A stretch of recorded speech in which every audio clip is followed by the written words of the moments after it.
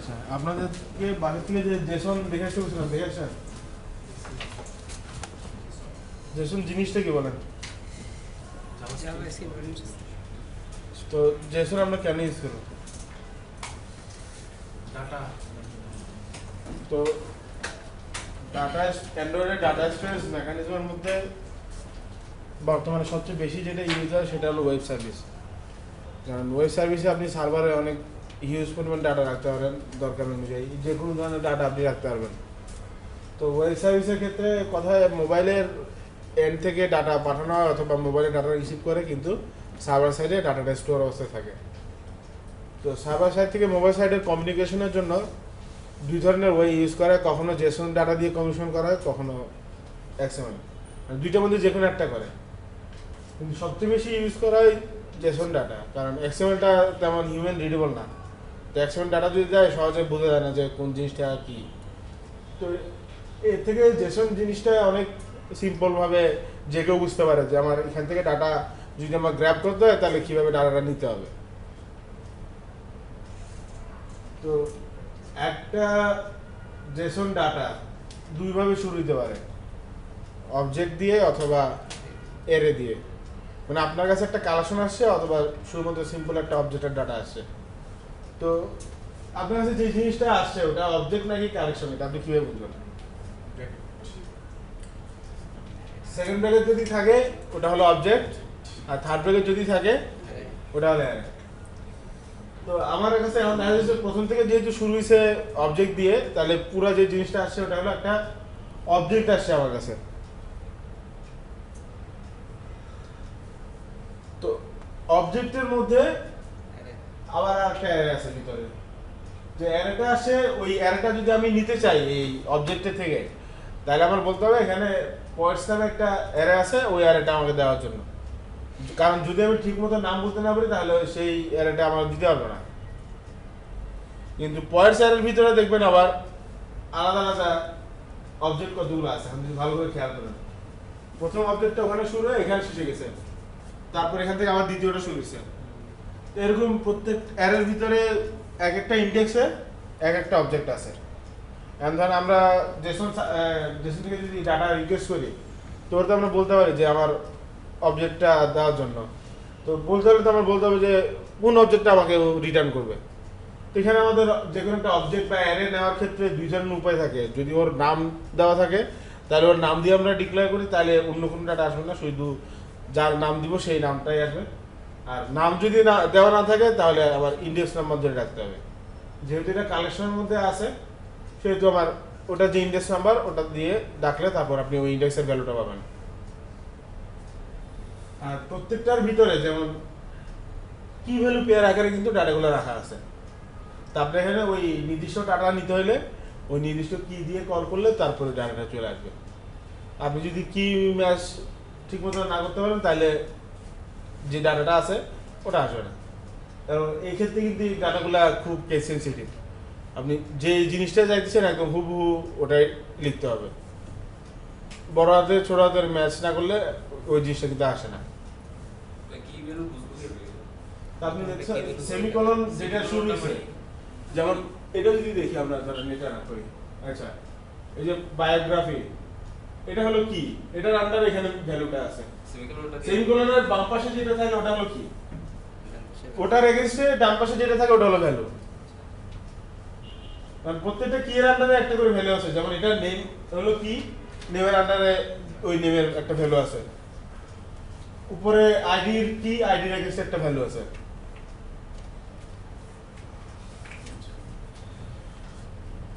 তো এই Jason data যেটা আছে এটা যদি আমার গ্র্যাব করতে হয় সবার আগে এটার জন্য একটা পোজো তৈরি করতে হবে। পোজো সম্পর্কে কার আইডিয়া আছে? পোজো মানে কি, মানে কেউ জানেন নাকি? পোজো ওয়ার্ডটা শুনছেন কখনো?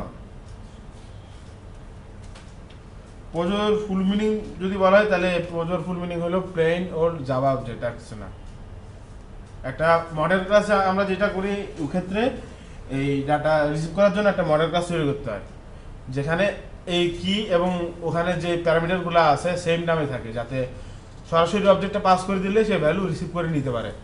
আমাকে আবার ধরে ধরে ভ্যালু যাতে অ্যাসাইন করতে না হয় যে এটাতে আমি এই ভ্যালু সেট করতেছি, এটাতে ওই ভ্যালু সেট করতেছি।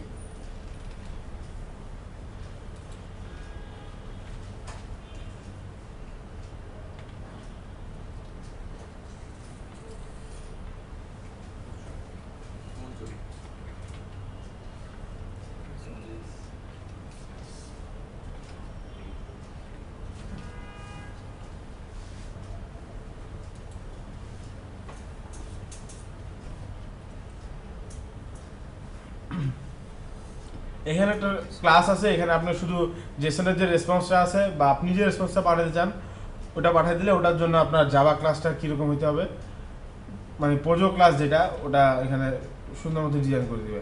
আপনি শুধু এটা আপনার কোডের মধ্যে বসে দেবেন পরে। হ্যাঁ, এটা একটা ওয়েবসাইট আর কি। এটা হলো জেসন ডাটা।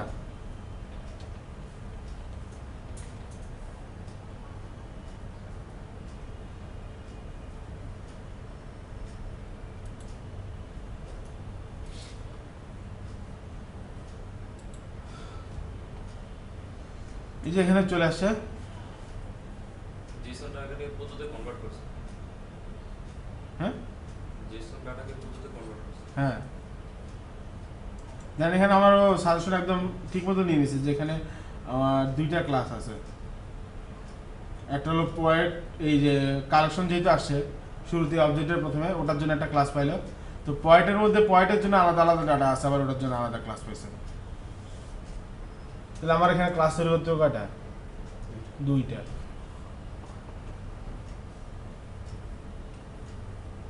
প্রথমটা দিব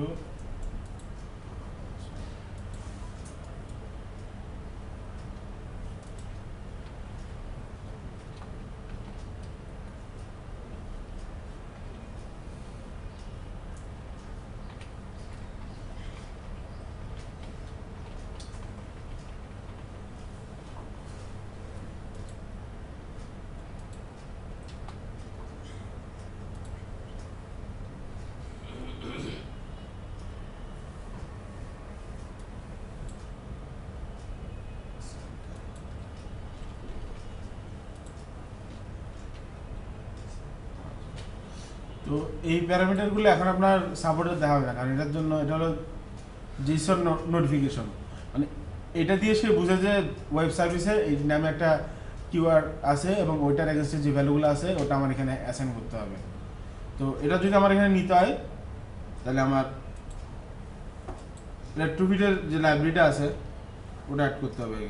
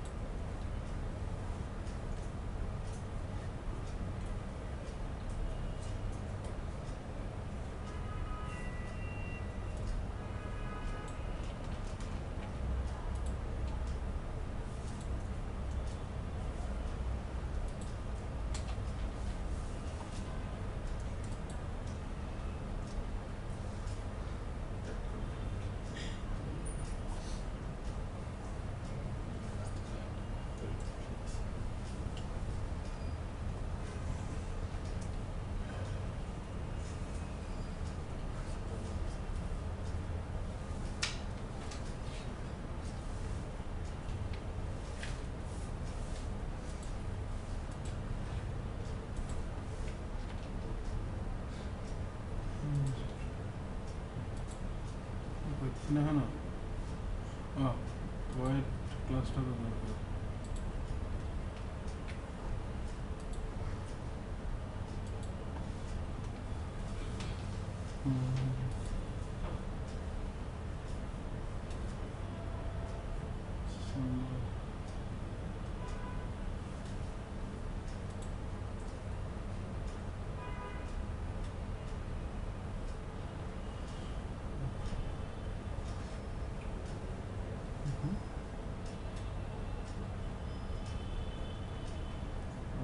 ডিসনটাও লাগবে।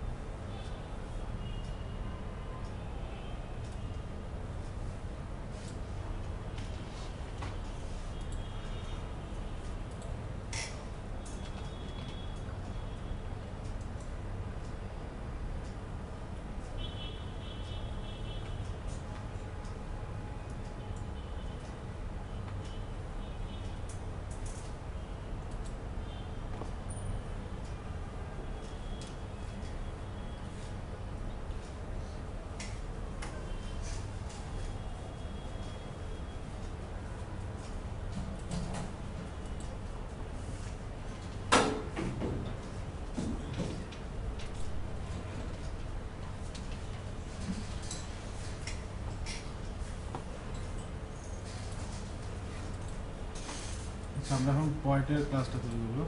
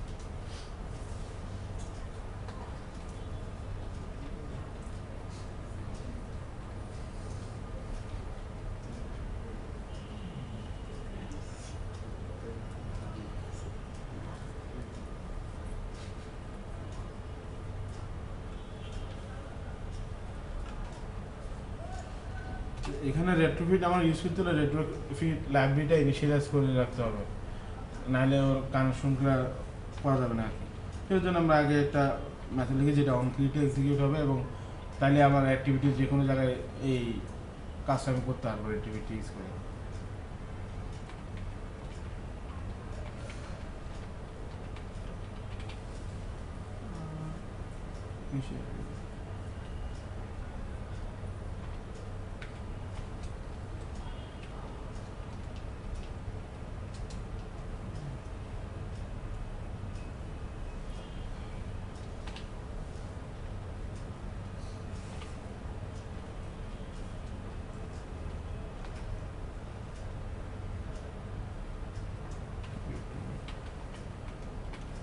আপনি রেট্রোফিট নিয়ে যা কিছুই করেন এই কয়েকটা লাইন সবগুলোর ক্ষেত্রে সেম, মানে এখানে শুধু আপনি লাইব্রেরিটি ইনিশিয়ালাইজ করতেছেন এবং আপনার ওয়েব সার্ভিসের বেস ইউআরএল যেটা থাকে ওটা আপনি ঠিক করতেছেন। কারণ আমার সার্ভিসের ক্ষেত্রে দুইটা জিনিস চেঞ্জ হয়, যে আমার ওয়েবসাইটের মেইন ডোমেন যেটা এটাই চেঞ্জ হতে পারে, বাকি জিনিসগুলো কিন্তু অলওয়েজ সেমই থাকে। কারণ একটা ওয়েব সার্ভিসের মধ্যে আমরা অনেকগুলো ইউআরএল ইউজ করি, তো বেস ইউআরএলটা এই জন্য এখানে রেখে আপনার প্রত্যেকটা সার্ভিসের জন্য আলাদা যে ক্লাসগুলো করা হবে রিসিভ করার, তো ওখানে আপনি ওই নির্দিষ্ট সার্ভিসের লিঙ্কটা বাকি অংশটা দিবেন, মানে ওয়েবসাইটে ঢোকার পর স্ল্যাশ দিয়ে পরে কোন জায়গায় গেলে আমি এই ওয়েবসাইটটা হিট করতে পারবো।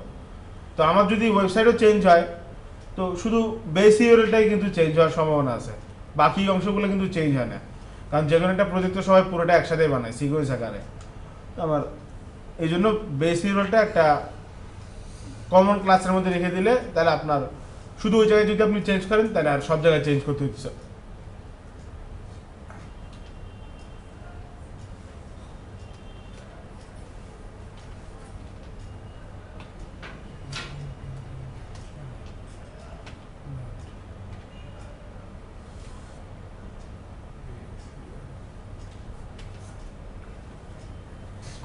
তো বেস ইউআরএল জন্য আমরা কমন ক্লাস একটা ডিক্লেয়ার করে আসি আগে। এখানে কিছু কনস্ট্যান্ট ভ্যালু থাকবে আর কি, যেগুলো কখনো চেঞ্জ হবে না, অ্যাপ্লিকেশনে বিভিন্ন স্টেজে আমরা ইউজ করবো।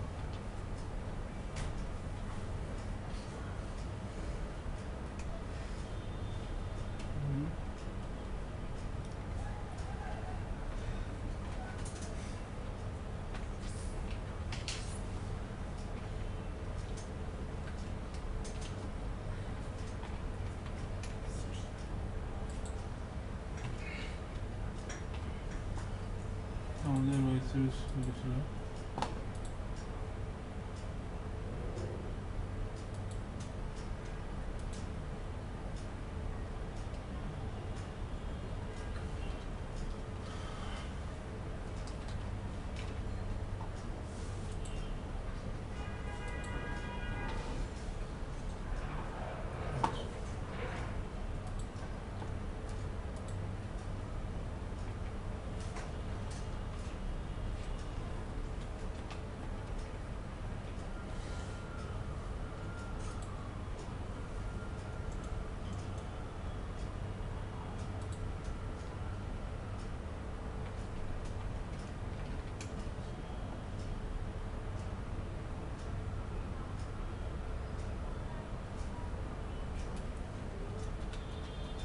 স্ট্যাটিক কেমন জানি করে ভুলে দিলাম।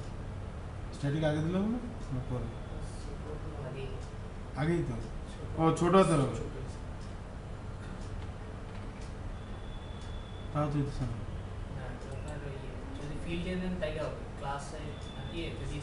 Sorry sorry sorry.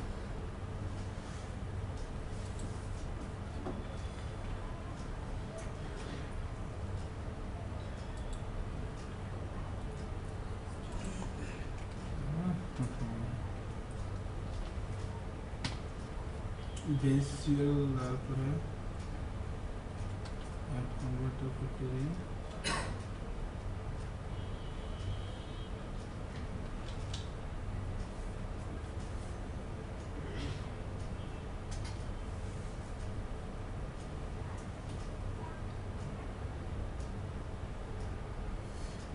Converter factory add করতে হবে।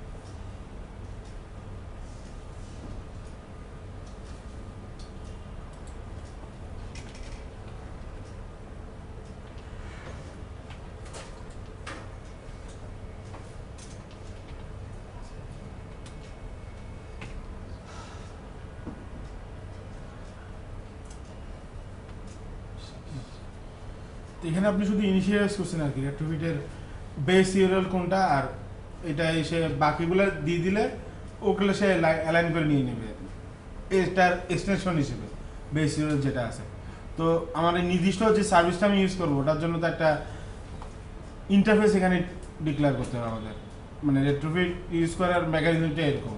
তো আপনার যে কোনো একটা সার্ভিস ইউজ করতে হলে প্রথমে আমার করতে হয় কি, ওটার জন্য পোজো ক্লাসটা ডিজাইন করতে হবে, তারপরে ইন্টারফেস, তারপর আপনি এই জায়গাটা করবেন। এবং বেস ইউআরএল দেওয়ার পরে বাকি যে অংশটা আছে যেটা দিলে আমার ওই সার্ভিসটা আসবে, ওই জিনিসটা লেখা থাকবে আপনার ওই ইন্টারফেস ক্লাসের মধ্যে।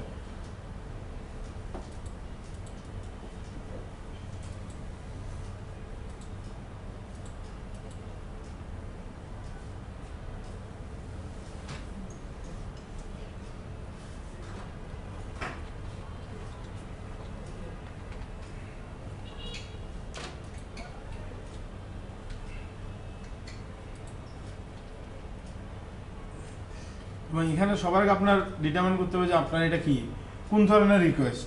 আপনি কি ডাটা ওয়েব সার্ভিস থেকে রিসিভ করবেন নাকি ওয়েব সার্ভিস থেকে পাঠাবেন। তো আমাদের যেহেতু ওয়েব সার্ভিস থেকে ডাটা রিসিভ করবে, এই জন্য আমাদের রিকোয়েস্ট হবে গেট। এই গেটের পরে আপনি ব্র্যাকেট দিয়ে যে ইউআরএল বাকি যে অংশটা আছে ওই অংশটা এখানে দিয়ে দিতে হবে। বাকি অংশ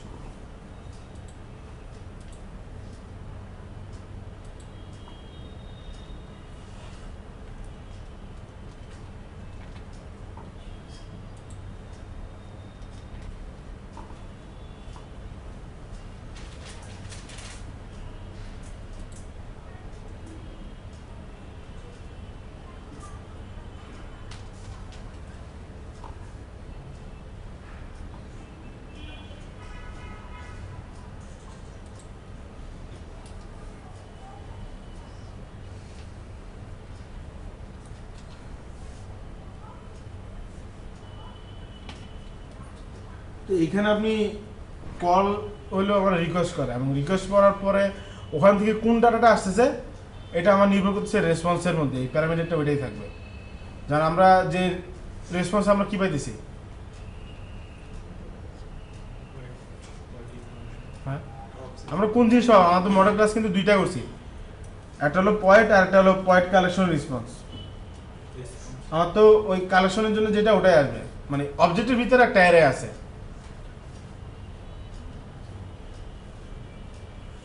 তো আমার যে ডাটা আসবে এটা আমরা এখানে দিয়ে দিলাম।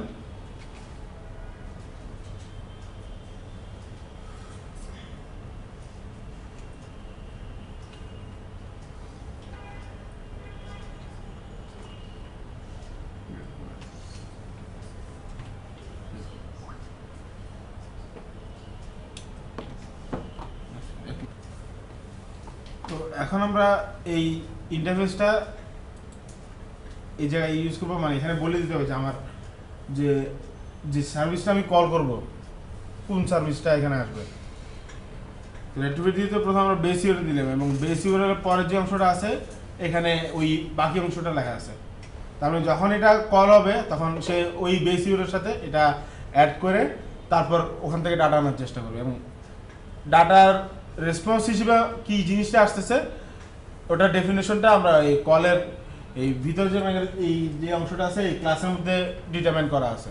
মানে আমার এখানে আসতেছে একটা কালেকশন যেটা পার্টস নামের ওখান থেকে আসবে। হ্যাঁ বুঝিনি, কল মানে হলো সার্ভিসে যে কোনো কিছু কল করার জন্য এই ইন্টারফেসের নাম এটা দিতে হয় আর কি। মানে কল দিলেই সে চিনে যে আমি সার্ভিসে কল করতেছি। মানে অ্যাক্টিভিটিতে ডাটা মানে ওয়েব সার্ভিস ইউজ করার মেকানিজম হলো এটা, আপনি গেট করেন পোস্ট করেন যাই করেন কল দিয়ে ওটা লিখতে হবে আর কি।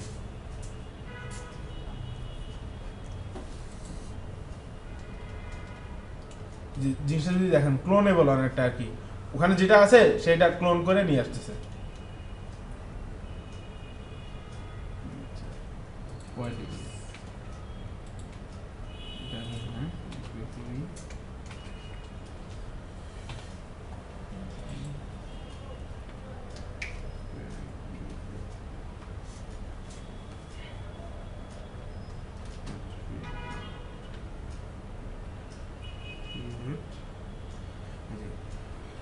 নির্দিষ্ট একটা ওয়েব সার্ভিস ইউজ করার জন্য আমরা এখানে এখানে বলে দিচ্ছি এখন যে আমার এই এপিআইটা নেটওয়ার্ক ইউজ করে আমি কল করব। এবং ক্রিয়েটের মধ্যে আপনারা দেখতেছেন প্যারামিটার সে কি ইউজ করতেছে, মানে এক প্রকার যে কল করার জন্য যে ক্লাসটা আমরা লিখছি ওই ইন্টারফেসটা সে এখানে ওটা এক্সপেক্ট করছে এবং এটা এখানে পাস করে দিতে হবে।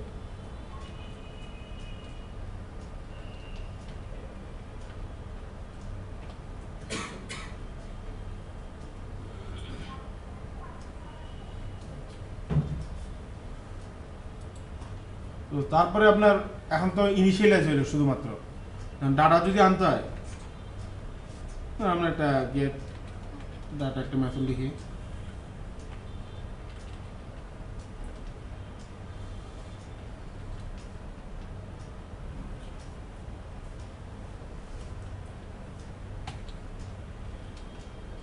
এখানে আমার কলটা ইনিশিয়ালাইজ করতে হবে যাতে যখনই মেথডটা কল হবে তখনই সার্ভারের কাছে কলটা যাবে।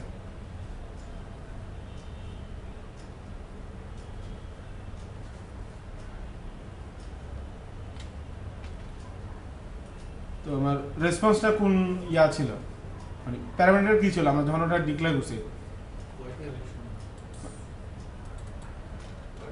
তো আমার এখানে প্যারামিটার হিসেবে ওটা পাস করতে হবে।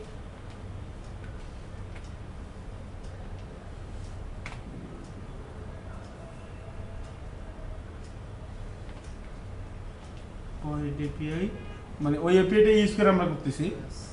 ওই এপিআই এর মধ্যে যে মেথডটা আমরা ডিক্লেয়ার করছি ডাটাটা আনার জন্য ওটার নাম ছিল কি গেট পার্স।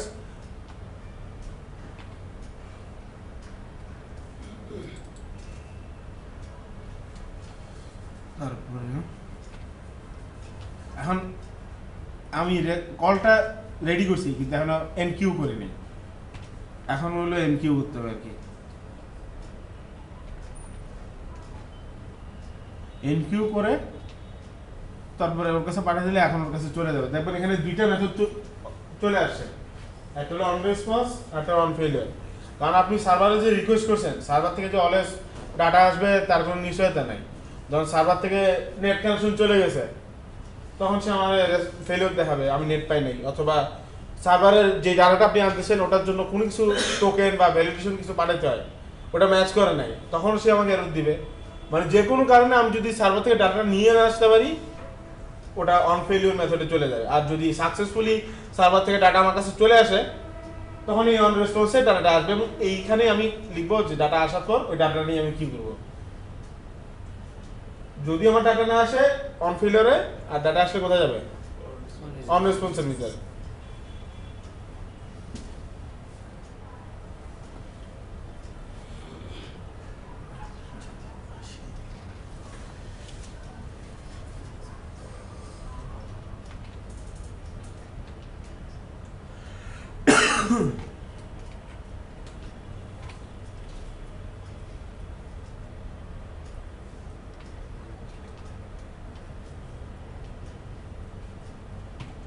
আচ্ছা, তো রেসপন্স যেটা আছে রেসপন্স ডট বডি মানে কি, ওটার পুরো জিনিসটা আমরা যদি খেয়াল করি যে পুরাটাকে আমরা বডি হিসেবে যদি কাউন্ট করি পুরোটা কি আসতেছে? একটা অবজেক্ট।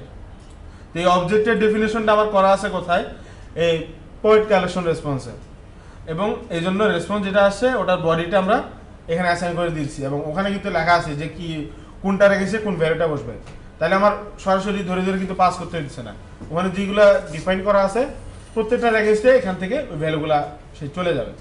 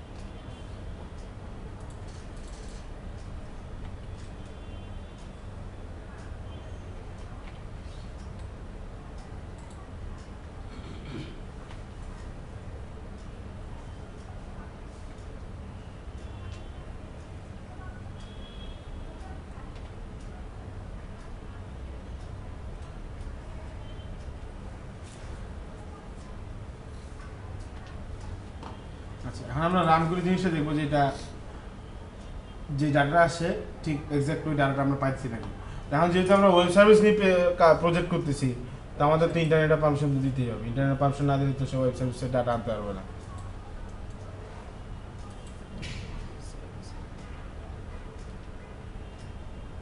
চলে এসো।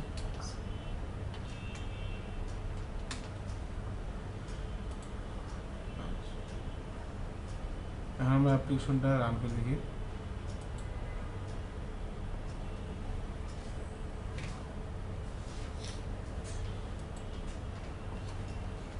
হ্যাঁ না, প্রথমে তো আপনার একটা জেসন ডাটা থাকতে হবে, জেসন ডাটা না থাকলে তো আপনি নিতে পারবেন না। তো ধরেন আপনার কাছে জেসন ডাটা আছে, একটা ইউআরএল আছে, ওখান থেকে ডাটা পাওয়া যায়। তো হ্যাঁ একটা নির্দিষ্ট একটা ইউআরএল আপনি হিট করলে ওটা আসতেছে আর কি। তো আপনারা যখন যে কোনো একটা অ্যাপ্লিকেশন নিয়ে কাজ করবেন তো আপনার সার্ভার এন্ডের এরকম তো কোনো না কোনো ইউআরএল তো থাকতে হবে, তো ডাটা আনতে পারবেন না। যে কোনো জন্য আপনার করে দিবে আর কি ওয়েব সার্ভিসে। হ্যাঁ আমার ওয়েবসাইটে যে ডাটাগুলো আছে সেটা কি আমি মানে ডাটাবেস থেকে গ্র্যাব করে আমরা এখানে আনতেছি, এটা একটা স্যাম্পল ডামি এপিআই আর কি। ওই ইউআরএল এ যদি আপনি হিট করেন তাহলে জেসন আকারে ডাটাটা আসবে। তারপর ওই জেসন ডাটা থেকে আপনি রিড করে কিভাবে ডাটা আলাদা করবেন, হ্যাঁ কেউ না কেউ তো প্রোভাইড করতে হবে অবশ্যই। কারণ যদি কোথাও হোস্ট না থাকে বা ওয়েবসাইটে তো ডাটাটা নাই, ডাটা আছে সার্ভারে, তার ওখানে যে এপিআই যে কোডটা রাখা আছে ওই কোডের মাধ্যমে সে সার্ভার থেকে ডাটাটা নিয়ে আপনার কাছে ডাটাটা এক্সপোজ করতেছে যে আমার কাছে এই জিনিসগুলো আছে। কারণ সরাসরি আপনি সার্ভার থেকে ডাটা নিতে পারবেন না মোবাইলের এন্ডে, এপিআই থ্রুতেই কমিউনিকেশনগুলো করতে হয়। এপিআই সার্ভার থেকে ডাটা এনে আপনার কাছে দেয়, অথবা আপনি যদি কোনো ডাটা পাঠান সেই ডাটা আপনার থেকে কনজিউম করে সে সার্ভার কাছে পাঠায়। এপিআই এর কাজ হলো ইন্টারমিডিয়েট কমিউনিকেশনটা করা। তো এর মাঝে যদি কোনো ভেরিফিকেশনের জন্য কোনো কিওয়ার্ড দরকার হয় বা আলাদা কোনো কি দরকার হয়, ওটা এপিআই হ্যান্ডেল করে। কারণ অনেক সময় থাকে যে অনেকগুলা টোকেন যদি না পাঠান এপিআই থেকে ডাটা দেয় না। এরকম অনেকগুলো এপিআই পাবেন, যেমন ওপেন ওয়েদার এপিআই। তো ওটার ক্ষেত্রে অথেন্টিকেশন একটা টোকেন লাগে যে আপনি ভেরিফাইড ইউজ করতেছেন। তো টোকেনটা আগে নিয়ে নিতে হয় এবং ইউআরএল এর সাথে টোকেনটাও পাঠিয়ে দিতে হয় যে আমি এটা ডাটা নেওয়ার জন্য আমি অথরাইজড।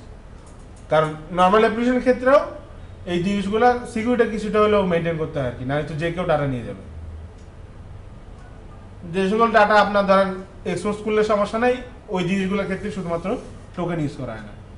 কিন্তু সেন্সিটিভ ডাটা তো টোকেন দিয়েই ইউজারকে দেওয়া হয়। তাহলে কার কাছে যদি ইউআরএলটা চলেও যায়, টোকেন তো কনস্ট্যান্টলি চেঞ্জ হইতেছে, ফিক্স তো একটা ভ্যালু থাকে না। আপনি যখন একটা রিকোয়েস্ট করেন বা লগ ইন করেন, লগ ইনের এগেইনস্টে ধরেন ওয়েবসাইট থেকে একটা টোকেন পাঠানো হয় যে আপনি লগ ইন সাকসেসফুল হয়েছে, আপনার টোকেন এটা। পরবর্তীতে যদি আপনি কোনো ডাটা নিতে হয় এই টোকেনটা পাঠাইতে হবে, তাহলে আমি বুঝতে পারবো যে আপনি লগ ইন হয়ে তারপর এখানে আসছেন। একটা মেকানিজম রাখতে হয় আর কি ওয়েব সার্ভিস সেন্টারে। এটা এক এক জনের এক এক রকম, আপনারা যেভাবে যেজন করেন আর কি। আচ্ছা, তারপর পদ্ধতিতে কনভার্ট করা হয়েছে। দেখি এরর দিল।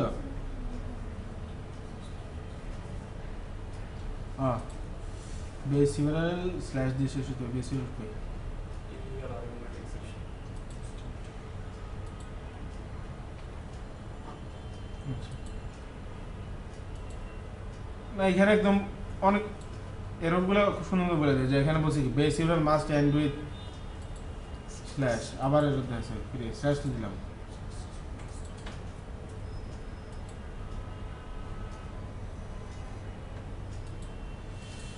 আচ্ছা, স্ল্যাশটা নেয় না মনে রাখি।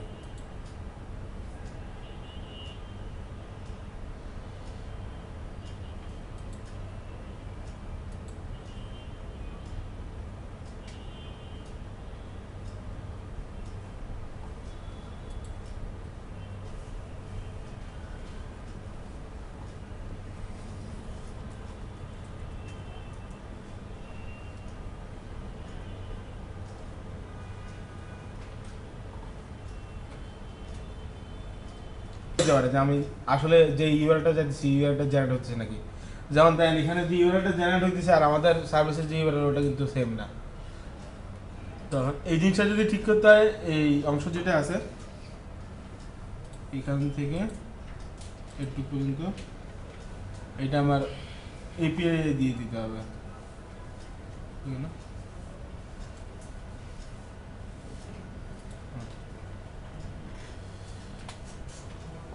এখন ডাটা কিছুটা হলো আসার চান্স আছে, দেখি এবার।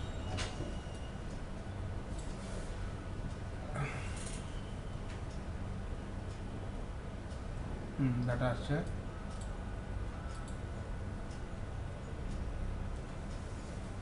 আচ্ছা,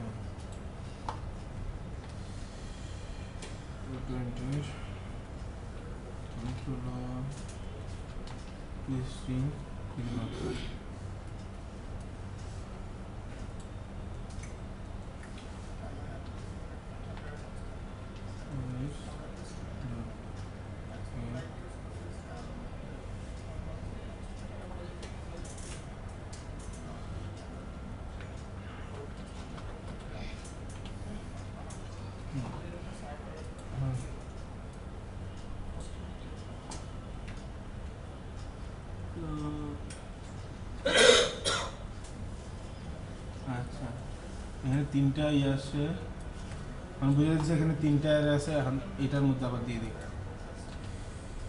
কন্ট্রোল রিটার্ন।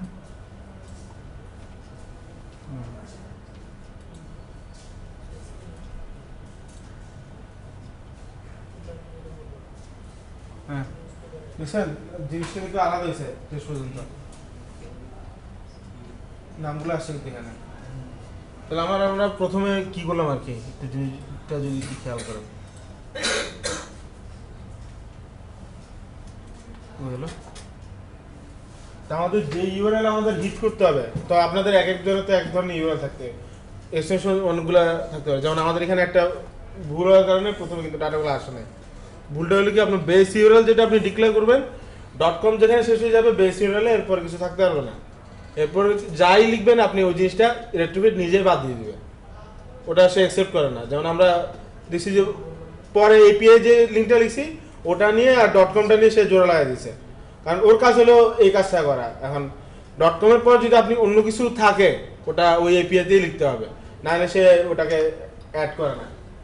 তো আমাদের যে এক্সটেনশনটা থাকবে আর এই স্ল্যাশটা কিন্তু দিতে হবে মাস্ট, স্ল্যাশ না দিয়েও কিন্তু এরর দেখায়।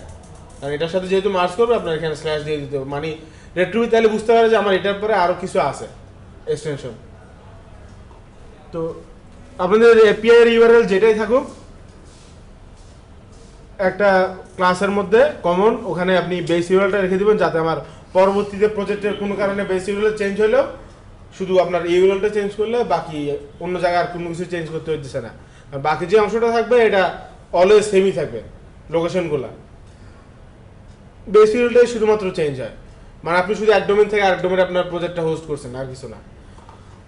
তো এখন আমরা পুরো প্রজেক্টটা যদি সামারটা নিই, আমাদের প্রথমে কাজ হবে কি, সার্ভিসটা কই, আচ্ছা প্রথম কাজ হবে আমাদের এই সার্ভিসটা যেটা আছে জেসন, তো এটার জন্য একটা পোজো ক্লাস তৈরি করতে হবে, যাতে ওয়েব সার্ভিস থেকে যখন ডাটাটা আসবে ডাটাটা যাতে আমার সরাসরি পাস করে দিতে পারে, আমার কোনো যাতে ঝামেলা না হয়। তো এখানে আমরা কি করব, এখানে ওই যে জেসন ডাটাটা আছে এটা নিয়ে আপনি এই জেসন টু স্কিমা টু পোজ একটা সাইট আছে, এখানে আপনি জেসন ডাটাটা পাস করে দিলে আপনি ওর বলে দিলেন যে আমার জেসন ডাটা আসছে, তো এখানে জেসন অ্যানোটেশন থাকবে, এটাকে আমি জাভা ক্লাসে করতেছি আর কি। তো প্রিভিউ দিলে ওটার জন্য জাভার যে অ্যানোটেশন সহ যে জিনিসগুলো দরকার এই জিনিস সে আমাদের তৈরি করে দিতেছে। যেমন আমরা যদি এখানে দেখি,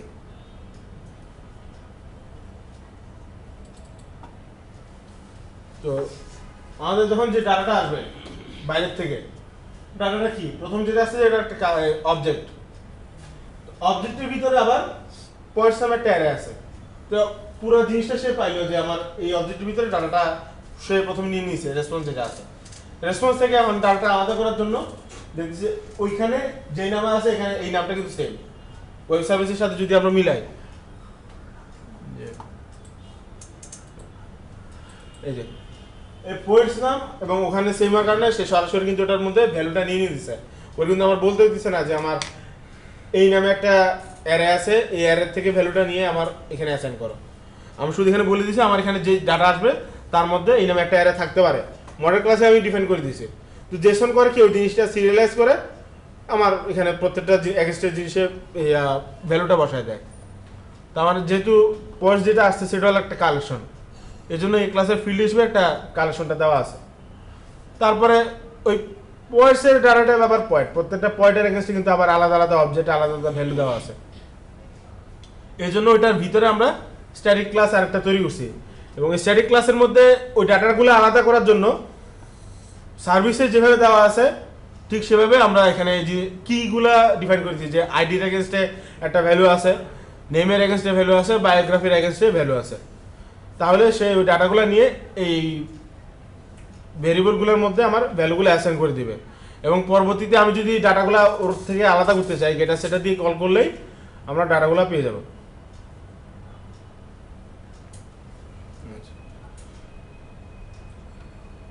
এখন অ্যাক্টিভিটিতে আমরা প্রথমে করছি কি, তো এই জিনিসটা হলো সবার জন্য কমন, এই একটু অংশটা আপনি যে কোনো গেট পোস্ট বা যেটা নিয়ে কাজ করেন আমার প্রথমে রেট্রিবিউটি ইনিশিয়ালাইজ করতে হবে। তো রেট্রিবিউটি আমরা এখানে বেস ইউআরএল যে ক্লাসে রাখছি বেস ইউআরএলটা স্ট্রিংটা দেখা দিলাম যে আমার বেস ইউআরএল এটা হবে। তারপর এক কনভার্টার ফ্যাক্টরি করছি যাতে যেসব যে ডাটাটা আছে সেটা ডিসিরিয়ালাইজ করে আমার আলাদা করে নিতে পারে। আচ্ছা, তাহলে আমার যে রিকোয়েস্টটা পাঠাতে হবে মানে যে ডাটাটা আমি আনবো, তো ওইটার এগেনস্টে আমার রেট্রিবিউটটা কল করতে হবে। যেমন পোয়েটস এপিআই এর মধ্যে আমার বলা আছে যে ওই বেস ইউআরএল পরের অংশটা, যে আমার বেস ইউআরএল তো পাইলাম তারপরে কোন অংশগুলোতে হিট করতে হবে। ওখানে ওটা পরের অংশগুলো দিয়ে দিলে তো ওই ক্লাসের একটা রেফারেন্স তৈরি করে আমরা retrofit.click দিয়ে ওই ক্লাসটা আমরা এখানে পাস করে দিলাম। তাহলে যখন এই মেথডটা কল হবে তখন কোড এক্সপেক্ট করে যে আমার এই ক্লাসের কাছে একটা retrofit কল যাইতে পারে এবং এটার জন্য যে মেকানিজম রেডি দরকার ওটা সে রেডি করে নেয়। এবং ডাটা কিন্তু এখন আসে না, ডাটা আসবে এই মেথডটা এক্সিকিউট হইলে শুধুমাত্র গেট ডাটা। তো এটা এক্সিকিউট করার জন্য আমরা রেট্রোফিটের মাধ্যমে যে কোনো ডাটা আনতে হলে কল করে ওর থেকে ডাটা আনতে হয়। তো কলের ক্ষেত্রে আপনার এখানে প্যারামিটার হবে যে রেসপন্সে যে ডাটাটা আসতে পারে ওটা টাইপ অনুসারে। যেহেতু আমরা ডাটা হিট করলে যে ডাটাটা আসে ওটা হলো একটা অবজেক্ট এবং ওই অবজেক্টের ভিতরে কি কি জিনিস আছে আমরা ওই অবজেক্ট ক্লাসের মধ্যেই ডিফাইন করে দিয়েছি যে আমার প্রথমে একটা কালেকশন আসবে এবং কালেকশনের মধ্যে যেই জিনিসটা আছে ওই জিনিসটার জন্য আলাদা যে ভ্যালুগুলো আছে এগুলো কিন্তু পয়েন্ট রেসপন্স ক্লাসে ডিফাইন করা আছে সুন্দর মতো।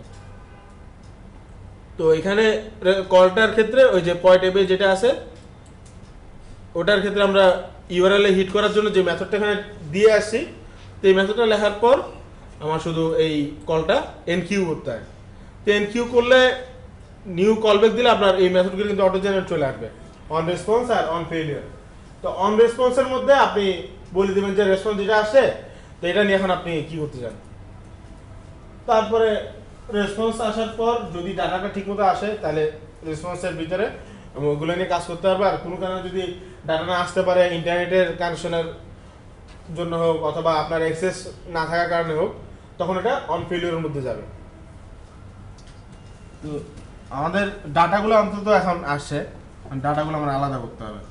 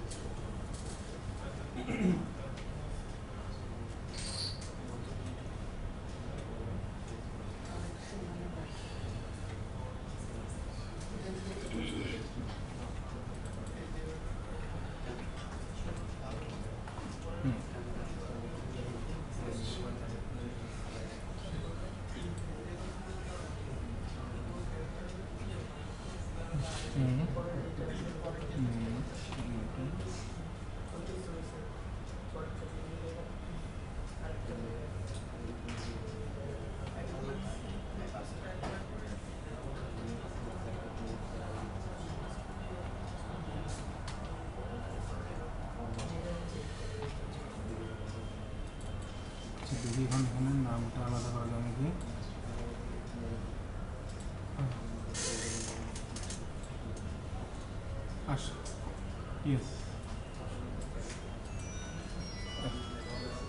এখানে আমরা কি করছি যে আমরা যে কালেকশনটা আসছে আমাদের কাছে কালেকশনের ডাটাটা কোনটা পয়েন্ট কালেকশন রেসপন্সের মধ্যে স্ট্যাটিক ক্লাস হিসেবে আমরা পয়েন্টটা ডিফাইন করছি না।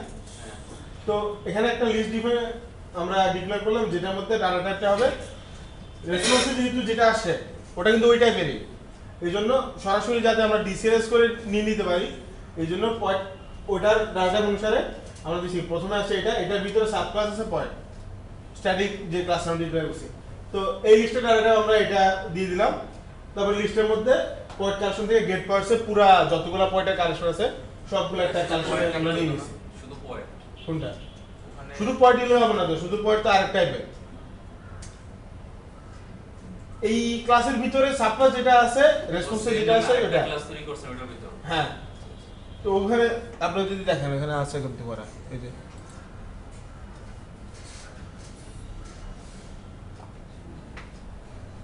এখানে একটা সাবক্লাস করা আছে, কারণ যেহেতু পুরো জিনিসটা রেসপন্স হিসেবে একটা আসতেছে, এই জন্য ওটার মধ্যে যদি আলাদা আলাদা থাকে এরকম স্ট্যাটিক ক্লাস করে নিলে আপনার জিনিসটা হ্যান্ডেল করতে কিন্তু সুবিধা হয়। তাহলে আপনার আলাদা আলাদা সেপারেট ক্লাস থাকলে অনেক সময় ম্যানেজ করতে কিন্তু কষ্ট হয়ে যায়। এখন আমার অ্যাক্টিভিটিতে ডাটা আসার পর এখন এই অবজেক্ট থেকে ডাটাটা আলাদা করে নিয়ে আমরা একটা কালেকশনে নিয়ে গেছি। কারণ আপনার যদি এখন লিস্ট ভিউতে দেখাতে হয় বা যা কিছু করতে হয়, এখন আপনি এই কালেকশন দিয়ে কাজটা করতে পারবেন। কালেকশন এখন হলো পয়েন্টস। হ্যাঁ, এখন যেটা আছে আমরা পয়েন্টস কালেকশন, এখন লিস্ট ভিউতে আমরা নর্মাল সিম্পল অ্যাডাপ্টার দিয়ে যা করি, অ্যাডাপ্টারের মধ্যে একটা কালেকশন পাঠিয়ে দিলেই আমার তো লিস্ট ভিউতে আমরা জিনিসটা দেখাইতে পারবো। এখন যেহেতু আমাদের কাছে কালেকশনের ডাটাটা আছে, আমরা যে কোনো জায়গায় বা কালেকশন থেকে ডাটা এক্সট্রাক্ট করতে পারি যতগুলো ডাটা আছে। যেমন আমার পয়েন্টস থেকে 0 নম্বর ইন্ডেক্সের যে নামটা আছে, যেহেতু প্রত্যেকটা ইন্ডেক্সে একটা অবজেক্ট আছে, আমরা কিন্তু নামটা এখানে পাইতেছি।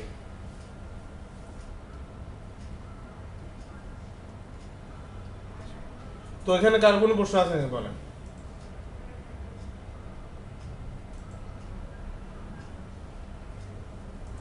নাকি মাথার উপর দিয়ে যাচ্ছে?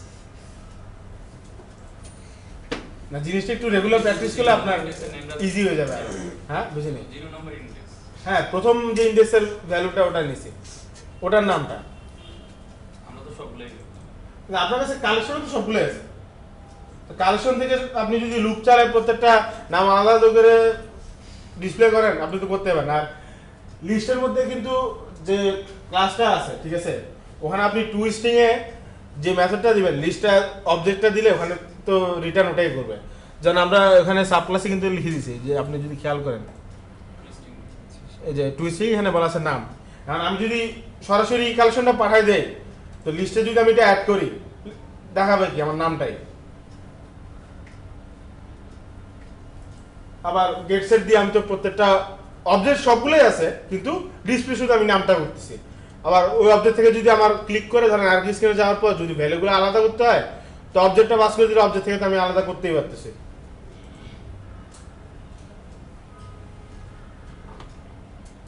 কোনো প্রশ্ন থাকলে বলেন, কারণ নাহলে আপনাদের প্রজেক্ট তো ওয়েব সার্ভিস নিয়ে করতে হবে, পরে আবার প্রজেক্টে ঝামেলা করে যাবে।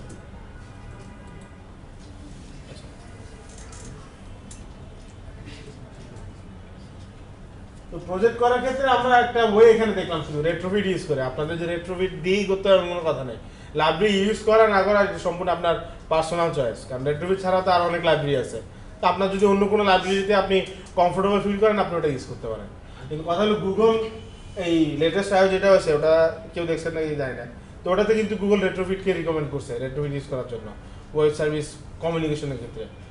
কারণ রেট্রোফিট অন্যান্য যে লাইব্রেরিগুলো আছে ওগুলোর তুলনায় অনেক ফাস্ট, এবং রেট্রোফিটের যে ডাটা রিসিভ করে যে মেকানিজমটা পুরোটা অবজেক্ট ওরিয়েন্টেড ওয়েতে।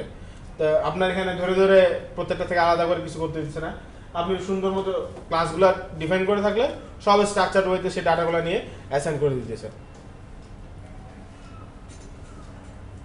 এবং রেগুলার কয়েকবার কাজ করলে রেট্রোফিট নিয়ে আপনি আসলে মজাটা বুঝতে পারবেন আর কি। তো প্রথমে দেখলে জিনিসটা অন্যরকম লাগবে, এই জন্য প্র্যাকটিস একটু বেশি করে করতে হবে আর কি। তো রেট্রোফিটটা আগে সরাসরি তো অ্যান্ড্রয়েডের জন্য আসে নাই, রেট্রোফিট এপিআই যখন ডিক্লেয়ার করছে, তা আগে আপনার ইয়ার জন্য করছিল আর কি, আইওএস ইউজ করতে সবচেয়ে বেশি। তো আইওএস এর পরে ওরা এই অ্যান্ড্রয়েডের জন্য জিনিসটা নিয়ে আসে। ওয়েব সার্ভিস কমিউনিকেশন তো সব জায়গায় লাগে, আইওএসও আছে, অ্যান্ড্রয়েডেও আছে, নর্মাল ওয়েবেও আছে। এক ওয়েবসাইট থেকে আরেক ওয়েবসাইটে যদি আপনার সার্ভার থেকে কমিউনিকেশন করতে হয়, তো আপনি তো এটা ইউজ করতেই হবে সার্ভার থেকে ডাটা আনার জন্য। তো তখন আপনার ধরেন এক একজনের ডকুমেন্টেশন একরকম থাকে আর কি। তো রেট্রোফিট ইউজ করাটা বেটার। তো রেট্রোফিট ছাড়াও আরও যে লাইব্রেরিগুলো আছে, ভলিটা কিছুটা ইজি, কিন্তু মানে আপনার যদি রেট্রোফিট চয়েস করেন সামনে অনেক সুবিধা হবে আর কি কাজ করার ক্ষেত্রে যে কোনো সময়। এখন রেট্রোফিট নিয়ে আমরা বেসিক যে কাজগুলো করলাম গেট করার ক্ষেত্রে ডাটা, তো এখানে যদি কার কোনো প্রশ্ন থাকে আপনারা বলতে পারেন। আর যদি যে কোনো ধরনের কাজ করার সময় আপনাদের আনএক্সপেক্টেড এরর তো আসতেই পারে, সেখানে পোস্ট করা যায় না মানে আর সবই করতে হবে। কথা হলো আপনার পোস্ট করার জন্য ওই স্পেসিফিক ইউআরএল তো লাগবে, আর পোস্ট করার ওই মেকানিজমটা লাগবে। ওই ইউআরএলটা আমার ডাটাগুলো রিসিভ করবে, তারপর এটা আপনার দুই ধরনের কেস হতে পারে। যেমন আমরা লগ ইন করার ক্ষেত্রে কিন্তু ডাটা রিসিভ করে না, লগ ইন করার ক্ষেত্রে ওর মেকানিজমটা এরকম থাকে, সার্ভার থেকে ওই এপিআই অলরেডি ইউজার নেম পাসওয়ার্ডটা নিয়ে আসে। এখন আপনি যেটা পাঠাতেছেন ও শুধু ম্যাচ করে দেখে যে আপনারটার সাথে ওটা ম্যাচ আছে নাকি, ম্যাচ থাকলে সে একটা রেসপন্স দেয় যে আচ্ছা ঠিক আছে আপনার লগ ইন সাকসেসফুল। আর ধরেন যদি টোকেন পাঠানোর দরকার হয় ওটা পাঠালো, অথবা একটা ট্রু ফলস ভ্যালু এখন যে এরকম থাকে। আর যদি সেভ করার কোনো মেকানিজম থাকে, ধরেন আপনি এখান থেকে অনেকগুলা কালেকশন পাঠাতেছেন বা একটা অবজেক্ট পাঠাচ্ছেন ডাটা সেভ করার জন্য, ওই সার্ভার সাইডের মেকানিজমটা এরকম থাকে, আপনার রিসিভ করার পর সে সেভ করবে। এবং দুইটার ক্ষেত্রে কিন্তু কমিউনিকেশনটা খুব ক্লিয়ার হওয়ার দরকার। সার্ভার সাইড থেকে যে রিসিভ করবে সে যে কিটা এক্সপেক্ট করে আপনাকে ওই কি এর আন্ডারেই ভ্যালু পাঠাতে হবে, অন্যান্য কি এর আন্ডার ভ্যালু পাঠালে সে কিন্তু রিসিভ করতে পারবে না কখনো। যেমন আমরা এখানে যদি দেখি পয়েস এর নাম ছিল, পয়েস না দিয়ে যদি আমি অন্য কোনো নাম দিয়ে এরটা গ্র্যাব করার চেষ্টা করি, কখনোই আমি কিন্তু এরটা গ্র্যাব করতে পারবো না। আচ্ছা এইখানে দেখা যায় মানে অল্প কিছু ডাটা আসতেছে, এখন আমার তো সার্ভারে সাপোজ মাইএসকিউএল এ অনেক হাজার হাজার ডাটা থাকে, হ্যাঁ, হাজার হাজার ডাটাই এটা আসবে। কি মানে রেট্রিফিট আনবে নাকি রেট্রোফিট তো যা থাকবে ওই নির্দিষ্ট সার্ভিসে যা ডাটা থাকবে সবই নিয়ে আসবে। আর কথা হলো ডাটা লোড হতে তো একটা সময় লাগে। সেটাই বলছি, তাহলে কি ডাইরেক্ট কোনো ইয়া নেই যে না, আমি ওই ক্ষেত্রে ধরেন আপনার- আমি এসকিউএল কোয়েরি করতে পারতেছি এখানে কোয়েরি করেও তো ডাটা আনা যায়। আপনি যদি রেট্রিফিটের ডকুমেন্টেশনগুলো দেখেন, আপনি ডাটা আনার সময় আপনি কোয়েরি করে কিন্তু ডাটা আনতে পারবেন। এসকিউএল কোয়েরি করে? হ্যাঁ, এসকিউএল করি না, কিছু কোয়েরি করে পাঠানো যায়। যেমন আমি ডাটা আনতে চাইছি যে আমার ওখান থেকে যদি কিছু এক্সপেক্ট করে, যেমন কোয়েরি প্যারামিটার সার্ভিসে যদি এমনভাবে থাকে যে আমার যে রিকোয়েস্ট করবে ও আমাকে কিছু কোয়েরির জন্য কিছু প্যারামিটার পাঠাবে, যে অর্ডার বাই বা অর্গানাইজ একটা কিছু, তো ওই ভ্যালুগুলো সে নেওয়ার পর ওই অনুযায়ী ডাটাগুলো রিটার্ন করে। যেমন আমি চাইছি অ্যাসিডিং অর্ডারে, তো আমি কোয়েরিতে এখান থেকেই পাঠিয়ে দিলাম যে আমার ডাটাগুলো যা আসার অ্যাসিডিং অর্ডার পাঠাতে হবে, সার্ভার এটা রিসিভ করলো, রিসিভ করার পর এটা পাঠায় যায়। বলতেছি আমরা যে এসকিউএল লাইটটা ইউজ করছি না, ওইরকম একদম সরাসরি কোয়েরি করে পাঠাতে পারবেন না, ওটা তো সার্ভার সাইডে থাকবে। সার্ভারে যে আমার মানে এসকিউএল এর যে ডাটাবেসটা আছে হ্যাঁ। ক্রিয়েট করা, সেইটা কি আমি অ্যান্ড্রয়েড থেকে মানে ডাটা ডাইরেক্ট ইনপুট? না না, ডাটা সরাসরি ডাইরেক্ট সার্ভার থেকে কমিউনিকেট করা যায় না অ্যান্ড্রয়েডের মাধ্যমে, মানে আপনার কোনো একটা ওয়েব সার্ভিসের থ্রুতেই যাইতে হবে। সার্ভিস কেউ রেডি করে রাখবে, যদি আমার ওখানে server এ mechanism। যে এসকিউএল ডাটাবেসটা আছে ওখানে আমি নতুন ডাটা যখন এন্ট্রি দিব তখন তো এটা তো আপডেটই হইতেছে। নতুন একটা ডাটা এন্ট্রি দিলে ওই সার্ভিসটা তো ধরেন বলে নেয় যে আমার 10টা কলাম আছে, 10টা কলামের ডাটা নিয়ে আসো, ওই রোয়ের এগেনস্টে যতগুলো ডাটা আছে সবই তো নিয়ে আসবে, বা ওই কলামের এগেনস্টে যতগুলো ডাটা আছে। তো নতুন ডাটা থাকলে তো ডাটাবেসে ডাটা বাড়তেছে এবং সার্ভিসও ডাটাগুলো তো নিয়ে আসতেছে। সেটাই বলছি ডাটাবেসের নতুন ডাটাগুলো এন্ট্রি কিভাবে দিব? তো আপনি তো ইউআরএল হিট করতেছেন না, ইউআরএল হিট করার পর তো ডাটাগুলো ওই মুহূর্তে যে ডাটাগুলো থাকবে সেটা ওইগুলোই নিয়ে আসবে। অথবা আপনার সার্ভিস এন্ডে আপনি যে একটা মেকানিজম রাখতে পারেন যে লেটেস্ট আপডেট হয়েছে নাকি নাই, কারণ আপনি একটা সার্ভার থেকে ডাটা আনছেন, ধরেন আপনার এই সার্ভারের ডাটা আগামী 2-3 বছরে আপডেট হওয়ার কোনো চান্স নাই, তাহলে তো আমার মোবাইল থেকে কি মানে অ্যাড করতে পারবো না ডাটা? ওটা তো করবেনই, ওটার জন্য তো আলাদা ইউআরএল। আপনি যে ডাটাটা পাঠিয়ে দিবেন সার্ভারের কাছ থেকে ওটা রিসিভ করে ওটা সার্ভারে অ্যাড করে দেওয়া, পরবর্তীতে আপনার যদি আরেকটা ইউআরএল থাকে যে আপনি এই পর্যন্ত যতগুলো অ্যাড করছেন সবগুলো আনার, ওই ইউআরএল হিট করলে তো ওই ডাটাগুলো সে দিবে না, তাহলে আমাদের এমনি যে মানে ওটা তখন দুইটা ইউআরএল এ কাজ হবে। একটা ইউআরএল দিয়ে আপনি ডাটা পাঠিয়ে দিয়েছেন, আর একটা ইউআরএল দিয়ে সবগুলো ডাটা যা পাঠাচ্ছেন ওগুলা রিসিভ করতেছেন, মানে একই ইউআরএল দিয়ে পাঠানো রিসিভ করা যায়। এটা আপনার মেকানিজমটা অন্যভাবে, মানে আপনি ধরেন এরকম হইতে পারে, আমি পোস্ট করার ক্ষেত্রে যেমন টোকেনের কথা যেটা বললাম, টোকেন যদি আমার কাছে থাকে, লগ ইন করার পর টোকেনটা দিছে, পরে ধরেন আমার এখানে 10 জন প্রোফাইলের লিস্ট আছে, আমার ওই ইউআরএল হিট করলে প্রোফাইলের লিস্টগুলো আমাকে দেয় সার্ভিস। তো আমি পাঠানোর সময় তো আমি যে রিকোয়েস্টটা পাঠাবো ওটা কিন্তু গেট রিকোয়েস্ট হবে না, কিন্তু আমার এক্সপেক্টেড কি লিস্টগুলো আসবে, কিন্তু আমি পাঠাবো পোস্ট রিকোয়েস্টে টোকেনটা নিয়ে পাঠিয়ে দিব, যে সার্ভিসে বললাম যে আমার কাছে এই টোকেনটা আছে, টোকেনটা নাও। তো সার্ভিস টোকেনটা চেক করে দেখলো যে টোকেনটা অথেন্টিকেটেড টোকেন নাকি, মানে এই পর্যন্ত যতগুলো টোকেন জেনারেট হচ্ছে ওটা নাকি, যদি হয় এই যে রেসপন্স যেটা আসলো, রেসপন্সে সে ওই ডাটা সবগুলো পাঠিয়ে দেবে যে কালেকশনগুলো, তারপর আপনি ওই কালেকশনগুলো নিয়ে আপনি যে কাজ করবেন। এমনি এখন যে সোশ্যাল অ্যাপগুলো আছে হ্যাঁ। এগুলো কি মানে এই লাইব্রেরিগুলো ইউজ করে ওই সার্ভিসে? রেট্রোফিট লাইব্রেরিটা অনেক বেশি ইউজ হয়, কিন্তু কথা হলো সোশ্যাল নেটওয়ার্ক সাইটগুলো ওদের নিজস্ব লাইব্রেরিগুলো থাকে এবং লাইব্রেরিগুলো ওরা এক্সপোজ করে না। ওরা নিজেদের ওরা পার্সোনাল লাইব্রেরিগুলো ইউজ করে। হ্যাঁ, এটা সিনক্রোনাইজ ওরা এই মেথডটা দিলে আপনার আলাদা করে কিছু করতে হয় না, সব এই লাইব্রেরি নিজে হ্যান্ডেল করে।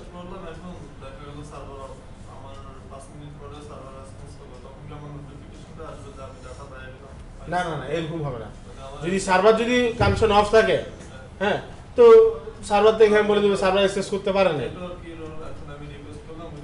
এটা আপনার অন্যভাবে হ্যান্ডেল করতে হবে। আপনি এখানে ধরেন আপনি ব্যাকগ্রাউন্ডে কোনো একটা সার্ভিস আপনি চালু রাখলেন, যে যতক্ষণ না সার্ভার থেকে ডাটা আসতেছি ততক্ষণ আমি হিট করতে থাকবো, ওটা অন্য মেকানিজম দিয়ে আপনি হ্যান্ডেল করতে হবে আর কি। কিন্তু একটা ইউআরএল আপনি হিট করছেন, যে যতক্ষণ সে ডাটা পাবে না ততক্ষণ সে হিট করতে থাকবে, এটা তো রিয়েল লাইফে ওই জিনিসটা কাজ করে না।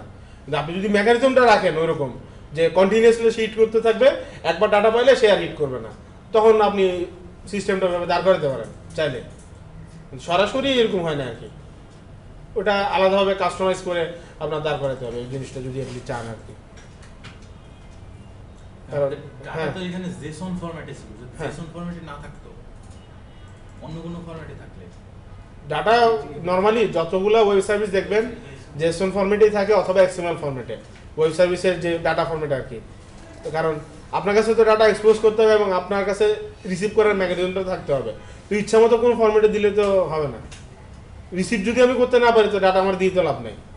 এই জন্য আপনার যদি কোনো ওয়েব সার্ভিস নিয়ে কাজ করতে হয়, ধরেন আপনি মোবাইল এন্ডের কাজ করতেছেন, আপনার গ্রুপ টিমের আরেকজন ওয়েব সার্ভিস করতেছে, ওরা আপনার বলেই দিতে হবে যে জেসন ডাটা এক্সপোজ করার জন্য। আচ্ছা, আপনার রিয়েল টাইম যে চ্যাট সার্ভিস এটা কিভাবে কাজ করে? কোনটা? মানে রিয়েল টাইম যে চ্যাট আমি দিচ্ছি তার কাছে যাচ্ছে, সে আবার দিচ্ছে আমার সাথে, আমার কাছে আসছে। এটা বিভিন্ন ধরনের লাইব্রেরি আছে। মানে এটা কি এই টাইপের ওয়েব সার্ভিস দিয়েই করে? ওয়েব সার্ভিস দিয়েও করা যায়। তারপর ধরেন আপনি এখান থেকে পাঠিয়ে দিচ্ছেন, ওখানে সাথে সাথে রেসপন্স আসার পর সেই টেস্টটা আপডেট করে দিয়ে দিচ্ছে। অলওয়েজ একটা লিসেনার ব্যাকগ্রাউন্ডে থাকে যে কখন আমার সার্ভিসে নতুন ডাটা আসতেছে। ওটা বিভিন্ন আলাদা মেকানিজম, কারণ চ্যাটের মধ্যে তো একটা মানে কনস্ট্যান্ট কানেকশনের দরকার হয়, কারণ অলওয়েজ আপনি ওই ইউআরএলগুলোতে হিট করতে থাকে। এবং আপনি একটা জিনিস দেখবেন যে হোয়াটসঅ্যাপের যে ডাটাগুলো, হোয়াটসঅ্যাপের ডাটা কিন্তু কোনো সার্ভার থাকে না। আপনার মেসেজটা নিল, সে ওখানে পাঠিয়ে দিল, ওরা আলাদা একটা অ্যালগরিদম ইউজ করে। ওদের নিজস্ব কোনো সার্ভার নেই? না, ওরা সার্ভারে ডাটা স্টোর করে না। আপনি দেখবেন আপনার মোবাইল থেকে হোয়াটসঅ্যাপ যদি কোনো কারণে কখনো আনইনস্টল করে দেন, আবার ইনস্টল করলে এনক্রিপ্টেড ইয়াগুলো থাকে জানি না, ওটা না, ইনক্রিপ্টেড তো নতুন ইন্ট্রোডিউস করছে, ইনক্রিপ্টেড তো আগে ছিল না।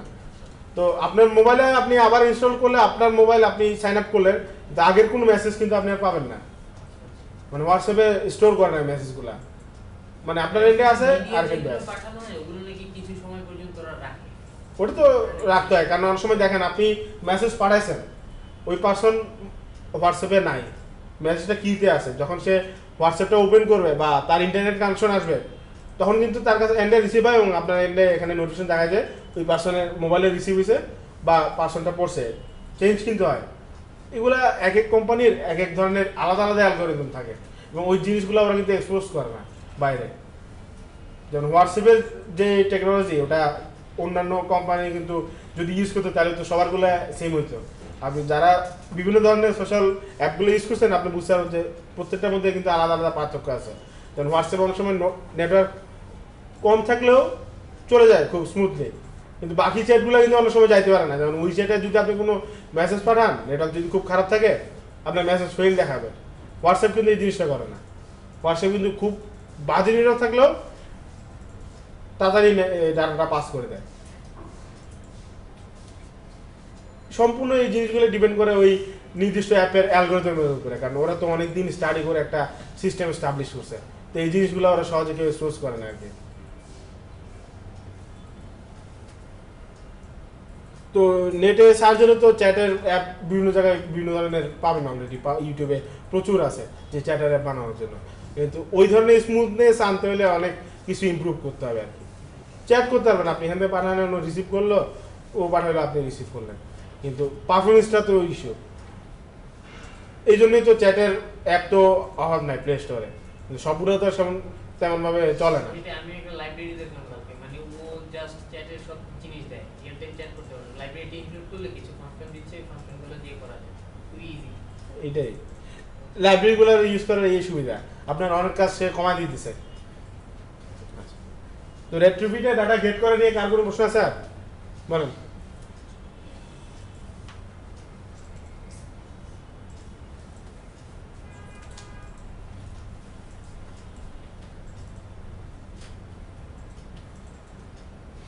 কি প্রশ্ন নেই? মানে এখন যদি আপনাদের যে কোনো একটা ওয়েব সার্ভিস দেওয়া হয় আপনার কি রিসিভ করতে পারবেন নাকি, এটা হলো কথা। সেটা পারবো। এখন কথা হলো আমাদের কি এটা দেখানো হবে যে আমি মোবাইল থেকে ডাটা দিলে সেটা সার্ভারে কিভাবে এন্ট্রি দিব? পাঠানোটা দেখানো হবে, এখন সার্ভার সাইড থেকে ওটা কিভাবে রিসিভ করতেছে বা ওটা কিভাবে হইতেছে ওই মেকানিজম তো করাটা তো এখানে পসিবল না, কারণ সার্ভার তো আর আমরা ডিজাইন করবো না।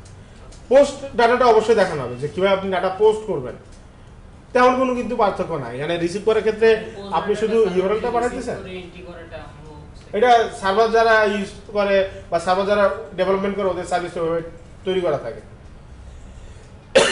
যারা ওয়েব সার্ভিস নিয়ে আগে কাজ করছেন বা ওয়েব ডেভেলপমেন্টে কাজ করছেন তাদের কিন্তু নলেজটা ভালো থাকবে যে কীভাবে সার্ভিসটা বানাতে হয়। তো আপনাদের এখানের মধ্যে যদি কেউ থাকে আপনারা তাদের নিজেদের মধ্যে নলেজগুলো শেয়ার করতে পারেন, যাতে ভবিষ্যতে আপনাদের কোনো কাজের সুবিধা দিতে সহজে কাজটা করতে পারেন। এখন যেসব অ্যাপ মানে প্রফেশনাল বা সবগুলোই ওয়েব সার্ভিস বেস। তো এই জিনিসগুলো কিন্তু অনেক সিম্পল করে দিতেছে, যেমন ফায়ারবেস ইউজ করে আপনার সার্ভার ছাড়াও আপনি সব কাজ করে ফেলতে পারবেন, কিন্তু ওটারও কিছু লিমিটেশন আছে। যেমন ফ্রি সার্ভিস যেহেতু ইউজ করতে চান খুব কম দেবে, আপনি যদি আনলিমিটেড ইউজ করতে চান তখন আপনার প্রিমিয়াম ভার্সনে যেতে হবে। এরকম ফায়ার সার্ভিসটা কিন্তু খুব রেসপন্সিভ একদম, মানে এখানে কিছুই করতে হয় না আপনার কোড, আপনি একটা নির্দিষ্ট ওয়েতে ডাটা পাঠাবেন সাথে সাথে চলে যায়, এবং কখন ডাটা আসতেছে না আসতেছে ওই জিনিসটা করতে হয় না, অলওয়েজ ডাটা আপডেটেড অবস্থায় কিন্তু আপনার অ্যাপ থাকবে।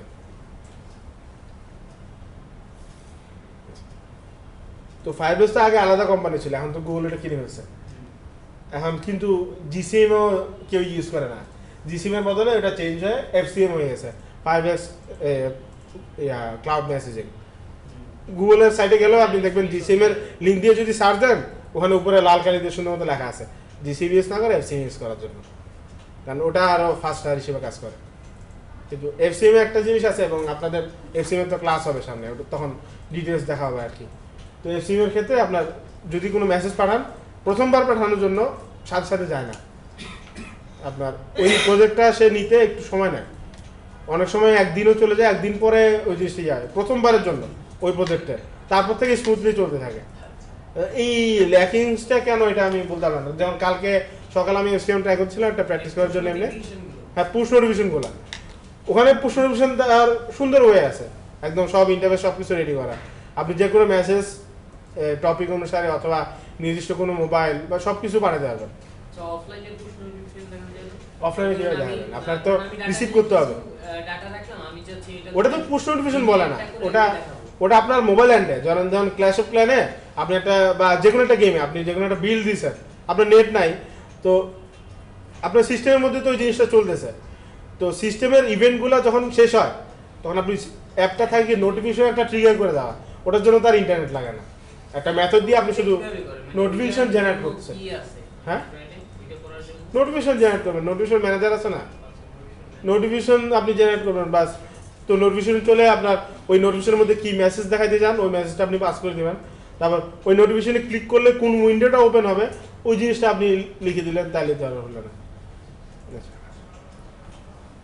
আচ্ছা সবাই এখন পারবেন নাকি যে কোনো ওয়েব সার্ভিস থেকে রিসিভ করা ডাটাটা, অন্তত যদি আপনার কোনো ওয়েব সার্ভিস দেওয়া হয়? আচ্ছা কারো কোনো প্রশ্ন আছে? আপনি কিছু মনে বলতে চাইছিলেন তখন? না না পিছনের জন্য একদম। কোনটা?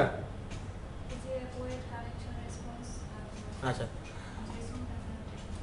এখানে দেখেন, এখানে আমরা জিনিসটা করছি কি ডাটা যেগুলো আসতেছে ওয়েব সার্ভিসে, তো আমাদের এখানে ওই ওয়েব সার্ভিসে যেভাবে কি ভ্যালু আকারে দেওয়া আছে ওই প্রত্যেকটা কি ভ্যালু আকারে যাতে আমরা এখানে ডাটাগুলো রিসিভ করতে পারে এই সুবিধার জন্য আমরা এখানে একটা মডেল ক্লাস তৈরি করছি আর কি। তো এখানে সিরিয়ালাইজ নেম মানে হলো যে ডাটাটা আসবে ওখান থেকে যদি এই নামে এই কি এর আন্ডারে কোনো কিছু পায় সে ওই জিনিসটা নিয়ে এই পয়েন্টসের মধ্যে অ্যাসাইন করে দেবে। তো আমাদের ওয়েব সার্ভিস যেটা আছে আপনারা যদি খেয়াল করেন ওই এখানে পোর্টস নামে একটা অ্যারে আছে, যে অ্যারেটা শুরু হয়ে একদম শেষ হচ্ছে কোথায় এই পর্যন্ত, মানে পুরো অবজেক্টের মধ্যে একটা অ্যারে এখানে দেওয়া আছে। তো আমরা অ্যারেটা যাতে রিসিভ করতে পারি এই জন্য এখানে পোর্টস নামের একটা কালেকশন দিলাম আর কি।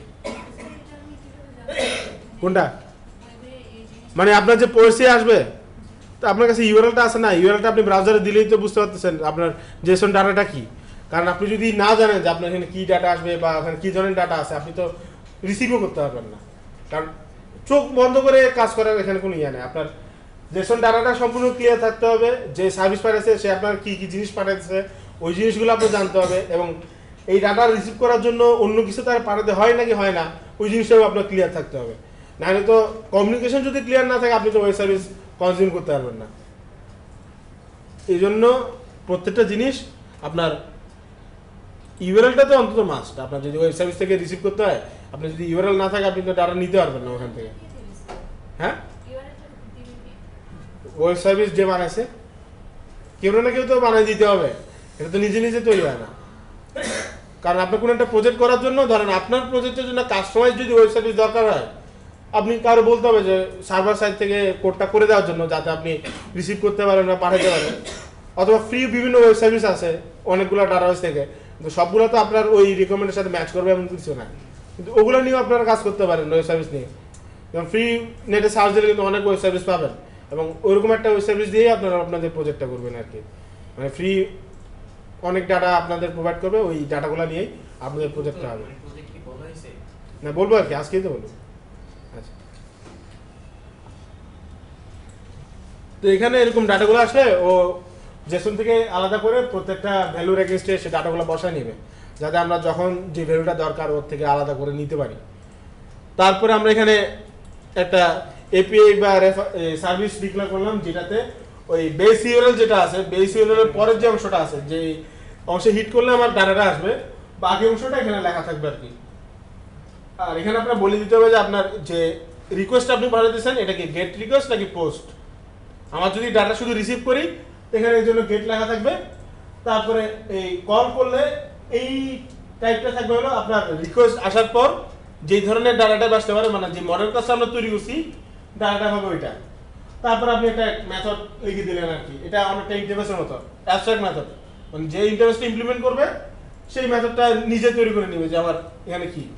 আমি শুধু গেট পয়েন্টস একটা মেথড দিয়ে দিলাম আর কিছু না। তো গেট পয়েন্টস দিলে সে পয়েন্টস থেকে সব কিছু প্রত্যেকটা ডাটা সে নিয়ে আসবে। এবং দিয়ে কি রিসিভ করা যায় না? হ্যাঁ, পোস্ট দিয়ে কি রিসিভ করা যাবে না? পোস্ট দিয়ে তো রিসিভ করা যায়, ওটা তো আমরা বললাম রেসপন্সে ডাটাটা আসবে আর কি।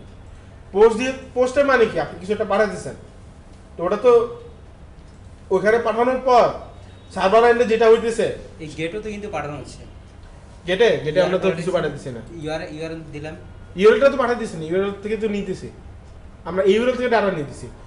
গেটের মাধ্যমে ইউআরএল এর সাথে যদি আপনার কোনো কিছু আনতে হয়, ওটা হলো কোয়েরি দিয়ে ডাটাগুলো নিয়ে আসা, যেমন অনেক সময় ইউআরএল এর সাথে কিন্তু ডাটা পাঠায়। সাপোজ অর্ডার বাই যেটা বললেন, হ্যাঁ, ওগুলো আর কি। গেট দিয়ে পাঠাতে হবে।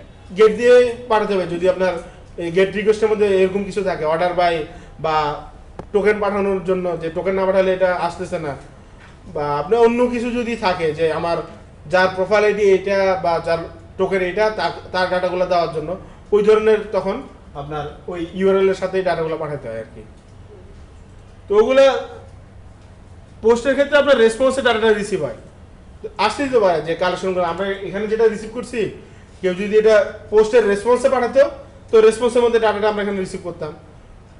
আচ্ছা, ভলি একটা লাইব্রেরি ছিল না, ভলি আর রেট্রোফিট কি একই কাজ করে?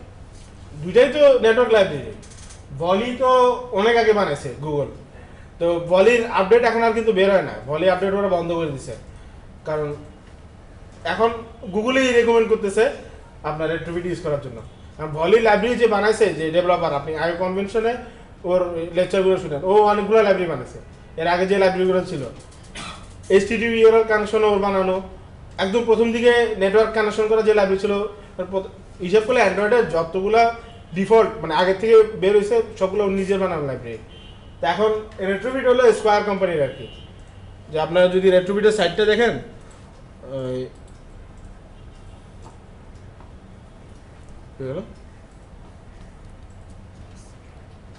এই যে স্কোয়ার